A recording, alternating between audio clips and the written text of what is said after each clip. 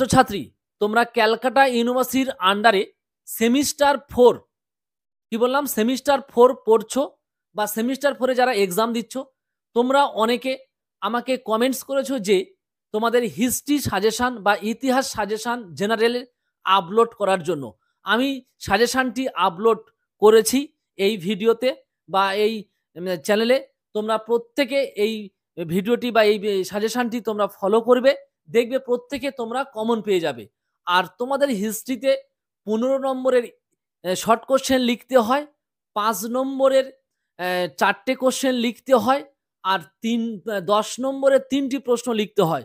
আমি আমার ভিডিওতে আমি 10 নম্বর এবং 5 নম্বরের সাজেশন আপলোড করেছি।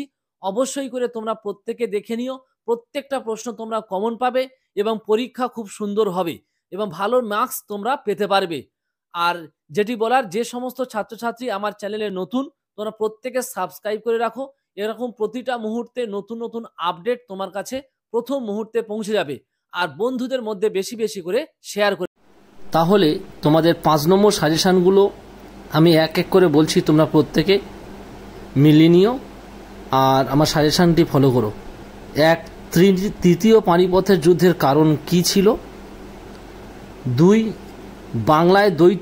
বাংলায় কে এবং কেন দ্বৈত শাসন ব্যবস্থার প্রবর্তন করেন?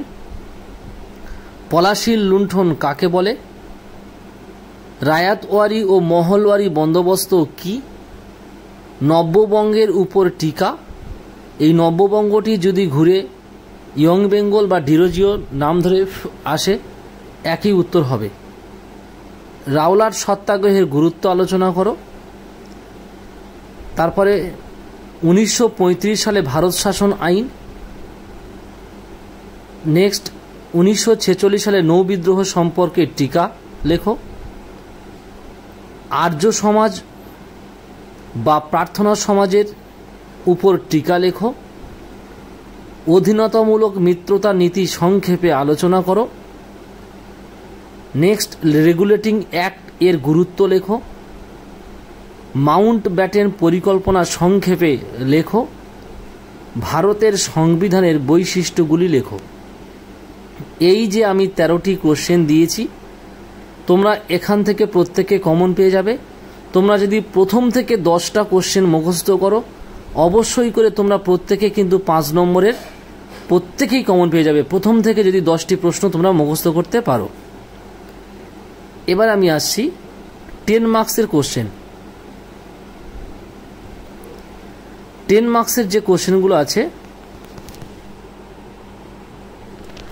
1, 1757 থেকে 1765 সালের মধ্যে ইস্ট ইন্ডিয়া কোম্পানির আধিপত্য বিস্তারের ইতিহাস আলোচনা করো। এটা ইম্পর্টেন্ট আছে তোমাদের জন্য। 2 নম্বর কোশ্চেন, তুমি কি মনে করো ভারতের ইতিহাস অষ্টাদশ শতাব্দীর অন্ধকারাচ্ছন্ন যুগ ছিল? তাহলে অন্ধকারাচ্ছন্ন যুগ ছিল। এই দুটো প্রশ্নের মধ্যে পরীক্ষায় কিন্তু তোমরা কমন পেয়ে যাবে। নেক্সট 3 নম্বর কোশ্চেন হলো, বাংলার শিক্ষা ও সমাজ সংস্কার আন্দোলনে রাজা রামমোহন রায়ের কৃতিত্ব আলোচনা করো। বাংলার শিক্ষা ও সমাজ সংস্কারের আন্দোলনে বিদ্যাসাগরের অবদান আলোচনা করো। এই রামমোহন আর বিদ্যাসাগর, এই দুটি প্রশ্নের মধ্যে তোমাদের একটি প্রশ্ন কমন আসবেই, একদম মাস্ট। নেক্সট কোশ্চেন হলো, 1857 সালে মহাবিদ্রোহের কারণ ও ফলাফল আলোচনা করো। নেক্সট হলো, ভারতের স্বাধীনতা আন্দোলনে মহাত্মা গান্ধীর উত্থান সম্পর্কে আলোচনা করো।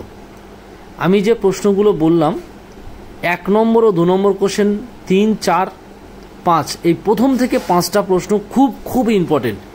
নেক্সট কোশ্চেন, অসহযোগ আন্দোলনের কারণ ও ফলাফল আলোচনা করো। নেক্সট কোশ্চেন, ভারতের সংবিধান সভার কার্যাবলী আলোচনা করো। 1885 সালে জাতীয় কংগ্রেসের উদ্ভবে রাজনৈতিক ও সামাজিক প্রেক্ষাপট আলোচনা করো। 1885 সালে জাতীয় কংগ্রেসের উদ্ভবে রাজনৈতিক ও সামাজিক প্রেক্ষাপট আলোচনা করো। এই সমস্ত কোশ্চেনগুলো আমি আপলোড করে সাজেশন করেছি, তোমরা প্রত্যেকে ফলো করো প্রশ্নগুলো। বা দেখবে তোমরা প্রত্যেকে কমন পেয়ে যাবে।